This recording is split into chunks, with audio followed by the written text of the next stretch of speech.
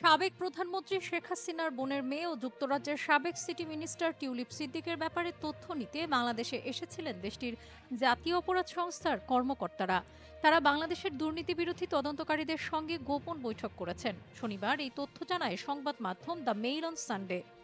গত মাসে হওয়া এই বৈঠকে ব্রিটিশ দলকে বাংলাদেশের কর্মকর্তারা জানান তারা টিউলিপের বিরুদ্ধে দুর্নীতির নতুন তথ্য জোগাড় করতে সমর্থ হয়েছেন। দ্য মেইল অন সানডে জানিয়েছে ব্রিটিশ কর্মকর্তারা এখন টিউলিপ সিদ্দিকের ব্যাংক অ্যাকাউন্ট যাচাই, ইমেলের তথ্য যাচাই, এমনকি জিজ্ঞাসাবাদের জন্য তাকে ডাকতে পারে। টিউলিপ সিদ্দিক ও শেখ হাসিনা ছাড়াও তাদের পুরো পরিবারের বিরুদ্ধে পাবনার রূপপুর পারমাণবিক বিদ্যুৎ কেন্দ্রের অর্থ আত্মসাতের অভিযোগ রয়েছে।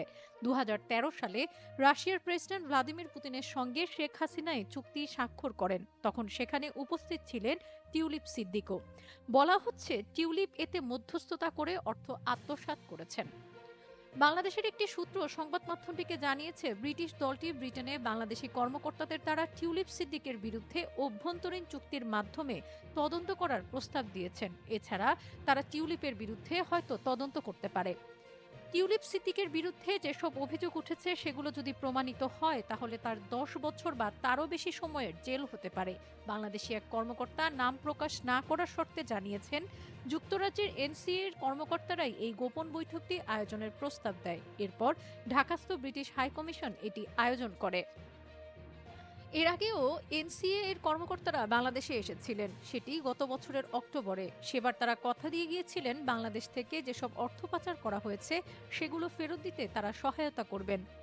দুর্নীতির একাধিক অভিযোগে বাংলাদেশের তদন্ত শুরুর পর সমালোচনার মুখে গত ১৪ জানুয়ারি পদত্যাগ করেন টিউলিপ সিদ্দিক। যুক্তরাজ্যের অর্থ মন্ত্রণালয়ের অর্থনীতি বিষয়ক মিনিস্টার ছিলেন তিনি।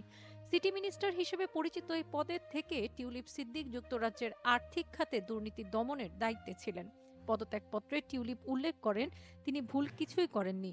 পদত্যাগের কারণ হিসেবে টিউলিপ বলেন এটা স্পষ্ট হয়ে উঠেছিল যে অর্থ মন্ত্রণালয়ের ইকোনমিক সেক্রেটারি হিসেবে দায়িত্ব পালন করে গেলে সেটা সরকারের কাছ থেকে মনোযোগ ভিন্ন দিকে প্রবাহিত করতে পারত। ছোট বোন শেখ রেহানার মেয়ে টিউলিপ সিদ্দিক যুক্তরাজ্যের ক্ষমতাসীন দল লেবার পার্টির প্রার্থী হিসেবে ২০১৫ সালের লন্ডনের একটি আসন থেকে প্রথমবার তিনি এমপি নির্বাচিত হন। ২০২৪ সালের নির্বাচনে চতুর্থবারের মতো এমপি নির্বাচিত হওয়ার পর গত জুলাইয়ে তিনি ইকোনমিক সেক্রেটারি হিসেবে দায়িত্ব পেয়েছিলেন।